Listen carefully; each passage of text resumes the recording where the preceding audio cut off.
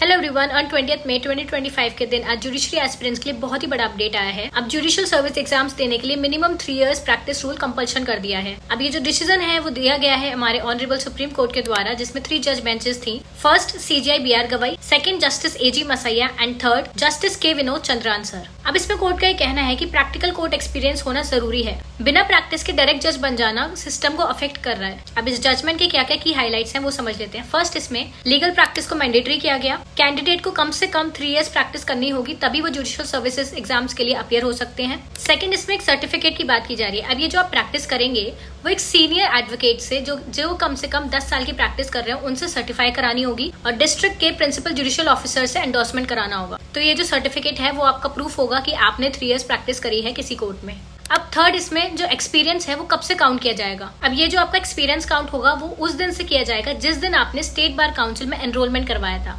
तो जब आपको वो एनरोलमेंट सर्टिफिकेट मिला था उस दिन से काउंट किया जाएगा, ना कि उस दिन से जब आपका AIB का सर्टिफिकेट मिलता है।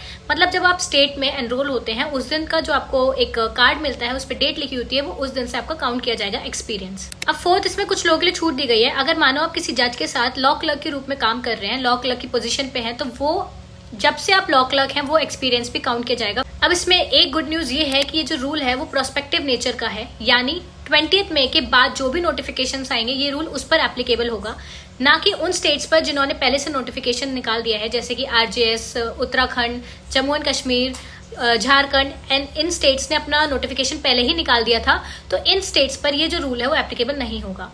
ये रूल उन पर एप्लीकेबल होगा जैसे यूपी ने अभी नहीं निकाला है। अब इसमें एक चीज और है, मध्य प्रदेश में 70% का क्राइटेरिया इसमें सेट कर दिया गया था। अब ये मध्य प्रदेश के ऊपर है कि वो 70% का क्राइटेरिया हटाते हैं या फिर वो 70% के साथ ये वाला रूल ऐड ऑन करते हैं। तो अभी उस पर कुछ कहा नहीं है सुप्रीम कोर्ट ने। तो 70% का क्राइटेरिया कोई भी अभी नहीं आया है, सिर्फ 3 इयर्स प्रैक्टिस का ही रूल आया है। सो अगर आप जुडिशरी का सपना देख रहे हो तो अभी से 3 इयर्स की प्रैक्टिस स्टार्ट कर दो, जितना जल्दी से जल्दी हो सकता है। अगर आपने एनरोलमेंट नहीं कराया तो एनरोलमेंट कराओ। अगर आप अभी 4th 5th ईयर के स्टूडेंट हो, अपनी प्रिपरेशन कर रहे हो, तो जैसे ही आप कॉलेज से पास आउट होते हैं सबसे पहले एनरोलमेंट कराइए और उसके बाद अपना 3 इयर्स की प्रैक्टिस शुरू कर दीजिए। And yes, I have attached the judgement below, you can read it. And yes, don't give up, just work hard until you achieve your goal.